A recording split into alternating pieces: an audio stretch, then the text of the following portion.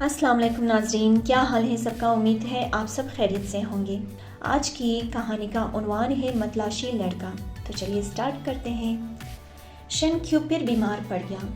اس چھوٹے لڑکے کو آئے روز کوئی نہ کوئی بیماری لگ جاتی تھی اور وہ گھر میں قید ہو کر رہ جاتا تھا۔ گو کہ اس کے والدین معمولی سرکاری ملازم تھے، مگر وہ اپنے بیٹے کے علاج کا خرچ اٹھا سکتے تھے۔ دولت اور صحت کے نہ ہونے کے باوجود شن کیو میں ایک خاص بات تھی جو کہ دنیا کو بدلنے والی تھی، اس کی متلاشی طبیعت۔ یہ کیا ہے؟ یہ کیوں ہے؟ یہ کیسے ہے؟ ہر وقت 20 سوالات اس کے ذہن میں منڈلاتے رہتے۔ ڈاکٹر اور فنگ شوئی ماہرین یعنی کہ فنگ شوئی ایکسپرٹس گھر میں ہی اسے دیکھنے آتے۔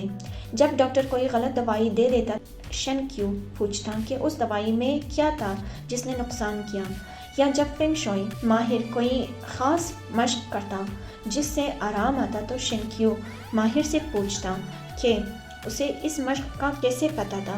کسی بھی طالب علم کے لیے متلاشی ہونا اچھی بات ہوتی ہے۔ یہی وجہ ہے کہ جیسے ہی وہ بیماری سے اٹھا اور اسکول جانا شروع کیا تو وہ پڑھائی میں اچھا ثابت ہوا اور آنے والے امتحان میں اول آیا۔ چین کے اس چھوٹے سے ساحلی قصبے یامین میں سب نے اس کی خوب حوصلہ افزائی کی۔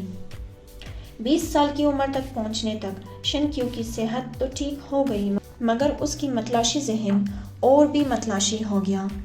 جب قصبے میں دلدلی زمین کا مسئلہ بڑھا تو اس نے کافی سوچ بچار کے بعد مقامی حکومت کو نکاسی آب کا ایک ایسا منصوبہ بنا کر دیا کہ دلدل لہلہاتے کھیتوں میں تبدیل ہو گیا۔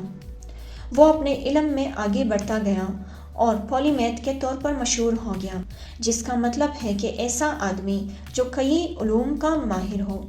ایک دن نوجوان شن کیو اپنے گھر کے باہر باغ میں بیٹھا اپنی کتاب جس کا نام ڈریم پول ایسیس تھا لکھ رہا تھا، جس میں وہ تمام چیزیں جمع کرنا چاہتا تھا جن کے بارے میں وہ متلاشی رہا تھا، مثلاً قوس قزح کیسے بنتی ہے، ربر یعنی کہ آرپیمنٹ سے کاغذ پر لکھائی کیسے مٹتی ہے، وغیرہ۔ مزید اس نے ڈریگن فائر کا نام استعمال کرتے ہوئے کہا کہ ایک طرح کی آگ ہے جس پر پانی چھڑکا جائے تو اس کی روشنی زیادہ تیز ہوتی ہے۔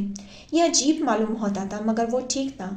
اس کا اشارہ پٹرول سے لگنے والی آگ کے بارے میں تھا، مگر وہ کبھی نہیں بھولا کہ جب وہ ایک بیمار بچہ تھا اور کس طرح وہ مختلف دوائیوں اور ان کے اثرات پر سوچتا رہتا تھا، تو اس نے لکھا کہ دوائیاں کیسے کام کرتی ہیں۔ اس نے پہلی مرتبہ قطب نما یعنی کہ کمپاس کی سائنسی تفصیل بیان کی، جو کہ فنگ شوئی ماہر صدیوں سے خفیہ رکھے ہوئے تھے۔ اس کے نتیجے میں چینی جہاز ران سال 1111 سے قطب نما استعمال کرنے لگے۔ اس کی مدد سے وہ پوری دنیا میں پھیل گئے اور بین الاقوامی تجارت اور جہاز رانی کا ایک نیا دور شروع ہوا۔ بلا شبہ قطب نما جہاز رانی کی دنیا میں سب سے اہم آلہ ثابت ہوا۔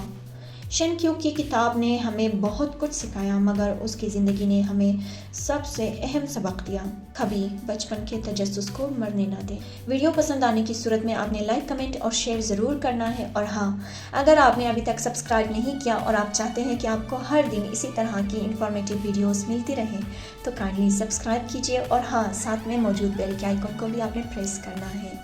اللہ حافظ۔